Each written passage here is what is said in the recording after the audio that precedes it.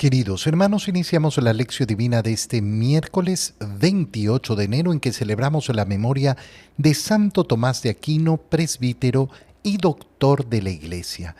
Por la señal de la Santa Cruz de nuestros enemigos, líbranos, Señor Dios nuestro, en el nombre del Padre, y del Hijo, y del Espíritu Santo. Amén. Señor mío y Dios mío, creo firmemente que estás aquí, que me ves, que me oyes. Te adoro con profunda reverencia, te pido perdón de mis pecados y gracia para hacer con fruto este tiempo de lección divina. Madre mía Inmaculada, San José, mi Padre y Señor, Ángel de mi guarda, interceded por mí. En la primera lectura de este día miércoles continuamos leyendo el segundo libro de Samuel, capítulo 7, versículos 4 al 17. En aquellos días el Señor le habló al profeta Natán y le dijo: Ve y dile a mi siervo David que el Señor le manda decir esto. ¿Piensas que vas a ser tú el que me construya una casa para que yo habite en ella?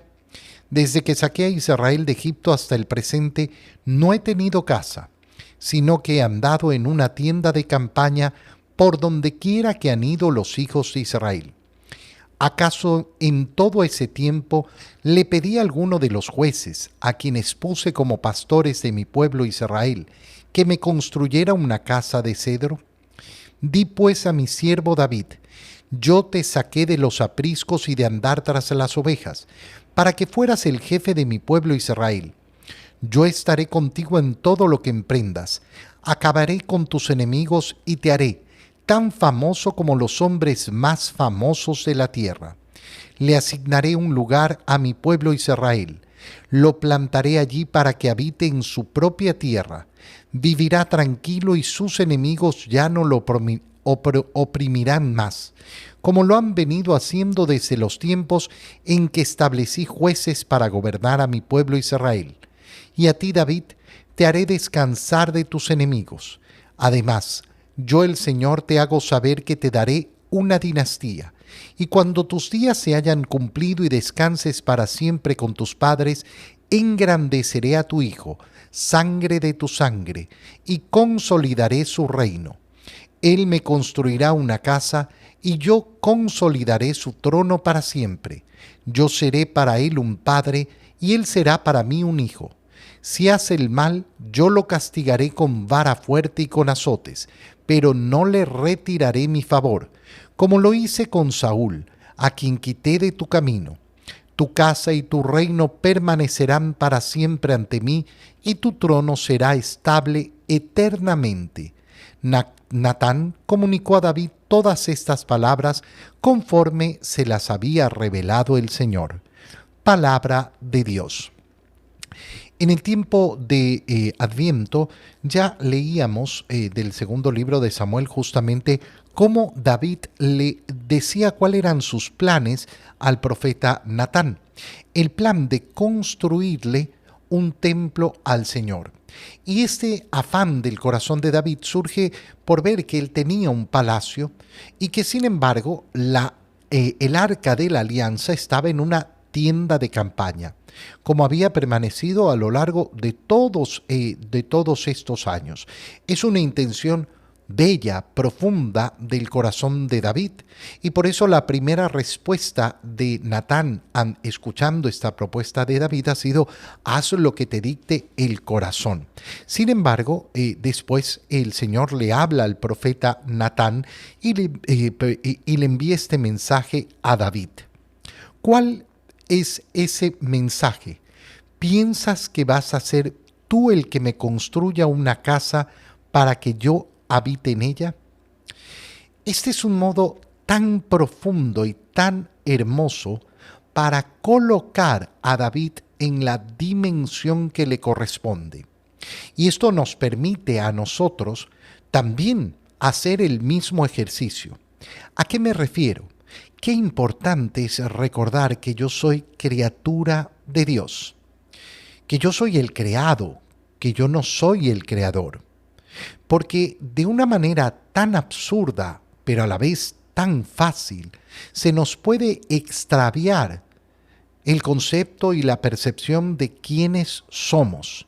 y pensar que mi opinión, que lo que a mí me parece, está por sobre lo que nos enseña el Señor. Pensar que de acuerdo a mis pensamientos se va a establecer la realidad, que yo voy a estar en capacidad de enseñarle a Dios cómo deben ser las cosas, y no el contrario. Qué importante es darnos cuenta siempre de que yo soy la criatura. Y este momento lo utiliza el Señor para decirle justamente eso a David.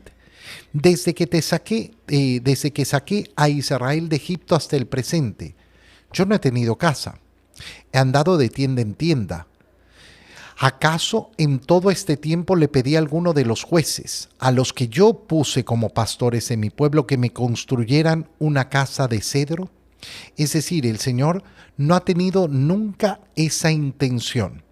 Va a aprobar la construcción del templo. Va efectivamente a aprobar que David lleve adelante los planes, pero siempre bajo esa perspectiva, bajo esa condición de darse cuenta y abrir bien los ojos y darse cuenta de quién es Dios y quién soy yo. Y por eso continúa y le dice: yo te saqué de los apriscos y de andar tras las ovejas para que fueras el jefe de mi pueblo Israel. Y yo voy a continuar estando contigo en todo lo que emprendas, y acabaré con tus enemigos y te haré tan famoso como los hombres más famosos de la tierra. Es decir, Dios se le recuerda que todo hasta este momento ha sido gracias a Él. No es David en su grandeza, es David en su pequeñez en las manos de Dios. Ahí es donde surge la verdadera grandeza. Y todavía promete más el Señor. Le asignaré un lugar a mi pueblo Israel, lo plantaré allí, para que habite en su propia tierra. Es decir, voy a consolidar esta tierra como tierra de Israel, y vivirá tranquilo y sus enemigos ya no lo oprimirán, como ha venido sucediendo en todo este tiempo. Y a ti, David, te haré descansar de tus enemigos. Te daré una dinastía. Y cuando ya no estés, cuando te hayas muerto, engrandeceré a tu hijo sangre de tu sangre y consolidaré su reino. Y comienza a hablar de esa dinastía que va a permanecer para siempre. Fíjate las palabras tan importantes que se están pronunciando en este momento. Porque ¿qué es en definitiva lo que se está anunciando? ¿Dónde está esa dinastía permanente del rey David? En el reinado de nuestro Señor Jesucristo, hijo de David, descendiente de David. Entonces estas palabras tienen esa connotación tan importante porque están hablando del Mesías, están hablando del Salvador, está hablando de aquel verdadero rey que va a permanecer por siempre y que va a salir del linaje de David. Todo esto es lo que Natán le comunica a David, conforme se lo había revelado el Señor. Es decir, como Natán efectivamente cumple con esa obligación como profeta de comunicar a David las palabras del Señor para que entren en su corazón. En el Evangelio, leemos el Evangelio de San Marcos, capítulo 4, versículos 1 al 20. En aquel tiempo, Jesús se puso a enseñar otra vez junto al lago, y se reunió una muchedumbre tan grande que Jesús tuvo que subir a una barca. Ahí se sentó mientras la gente estaba en tierra junto a la orilla. Les estuvo enseñando muchas cosas con parábolas y les decía: escuchen. Salió el sembrador a sembrar. Cuando iba sembrando, unos granos cayeron en la vereda. Vinieron los pájaros y se los comieron. Otros cayeron en terreno pedregoso, donde apenas había tierra. Como la tierra no era profunda, las plantas brotaron enseguida, pero cuando salió el sol se quemaron y por falta de raíz se secaron. Otros granos cayeron entre espinas. Las espinas crecieron, ahogaron las plantas y no las dejaron madurar. Finalmente los otros granos cayeron en tierra buena. Las plantas fueron brotando y creciendo y produjeron el 30, el 60 o el 100 por uno. Y añadió Jesús: el que tenga oídos para oír, que oiga. Cuando se quedaron solos sus acompañantes y los 12 le preguntaron qué quería decir la parábola. Entonces Jesús les dijo: a ustedes se les ha confiado el secreto del reino de Dios. En cambio, a los que están fuera, todo les queda oscuro. Así, por más que miren, no verán; por más que oigan, no entenderán, a menos que se arrepientan y sean perdonados. Y les dijo a continuación: si no entienden esta parábola, ¿cómo van a comprender todas las demás? El sembrador siembra la palabra. Los granos de la vereda son aquellos en quienes se siembra la palabra, pero cuando la acaban de escuchar, viene Satanás y se lleva la palabra sembrada en ellos.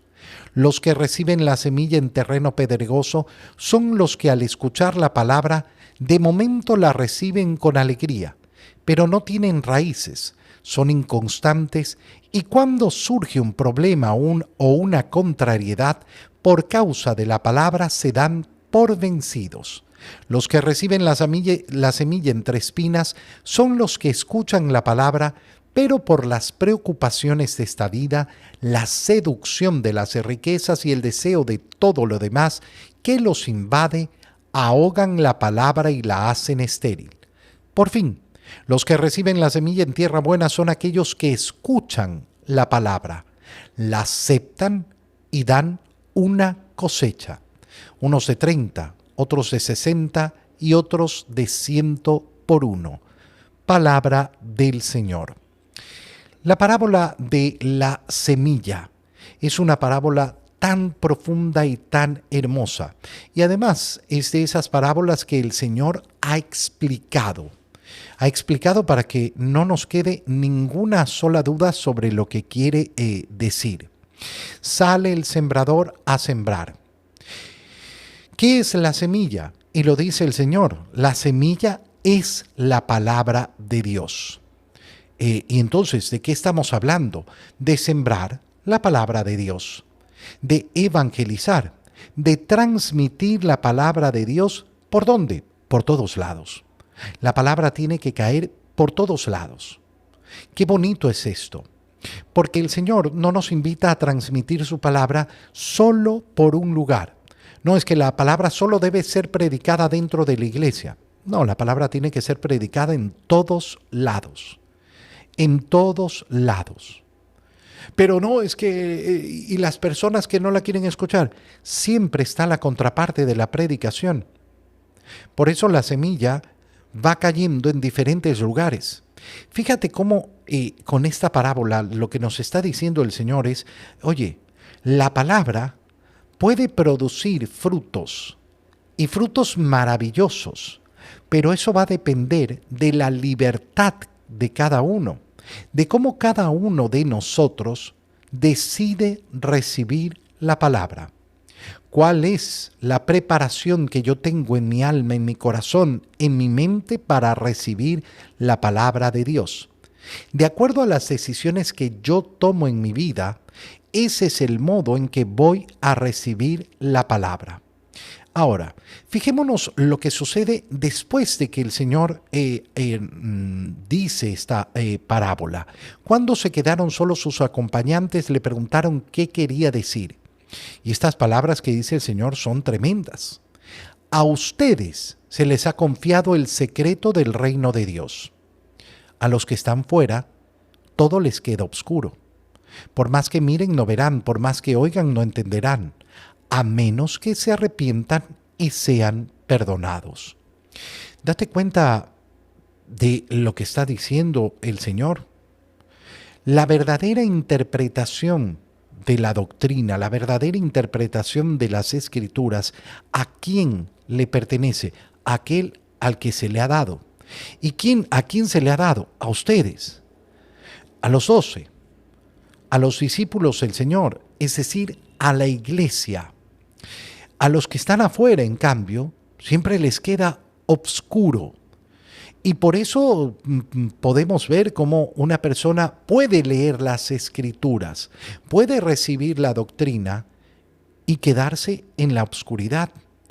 No tener la luz para entender la profundidad de las escrituras. A veces la sencillez y la simplicidad de las escrituras. Y el camino para poder salir de la oscuridad, para poder mirar y para poder oír. ¿Cuál es? El camino de la humildad. A menos que se arrepientan y sean perdonados. A menos que se arrepientan y sean perdonados.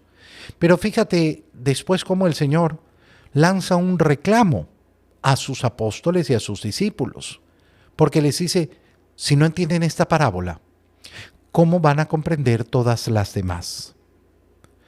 Si no entienden esta parábola, ¿qué les está diciendo el Señor? Oye, a ustedes se les ha dado, pero tienen que poner de su parte también. Tienen que esforzarse, tienen que abrir su corazón, tienen que dejarse llevar efectivamente por esa gracia de Dios para poder comprender la palabra. Por tanto, ustedes también tienen que vivir con esa misma humildad, pidiendo perdón de los pecados y dejándose perdonar. La semilla, comienza a explicar, es la palabra. El sembrador siembra la palabra. Los primeros granos, ¿dónde caen? En la vereda. ¿Y qué explica el Señor?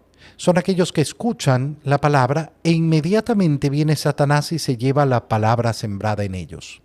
Satanás está ahí, al ataque, controlando a la persona.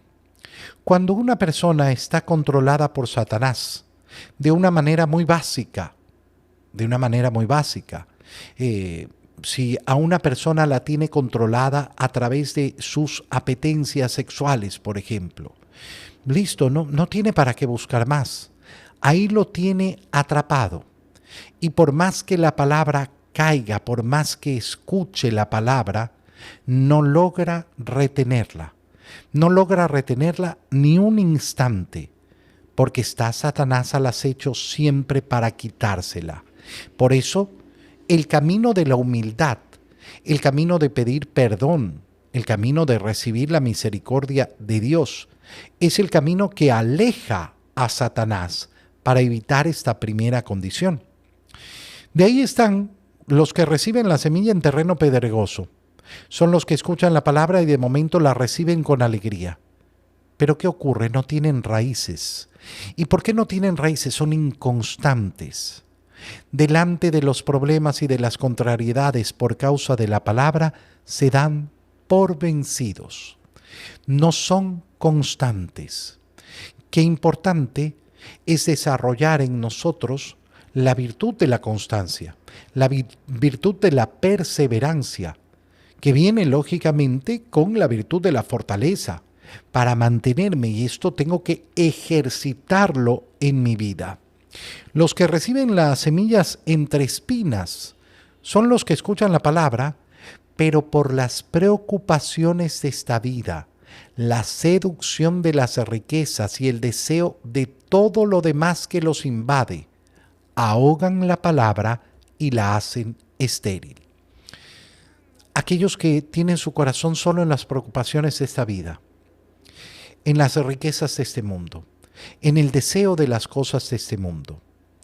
Y entonces no logran efectivamente recibir la palabra. Ahogan la palabra. No es que no tienen la capacidad para entenderla, pero su corazón ha elegido el mundo. Y finalmente, nos dice el Señor, los que reciben la semilla en tierra buena son aquellos que escuchan, la aceptan y dan fruto. Fíjate qué importante es esto, ¿por qué? Porque se escucha la palabra, la acepto la palabra del Señor. Imagínate, yo escucho, toma y come, esto es mi cuerpo. ¡Ah, qué lindo, qué bonito! ¿Lo aceptas? No comulgo. No estoy aceptando. ¿Cómo voy a dar frutos? Escucho, acepto lo que me dice el Señor. Recuerda lo que dijimos en la primera lectura. A David lo que le ha dicho el Señor, recuerda quién eres tú. Tú eres la criatura.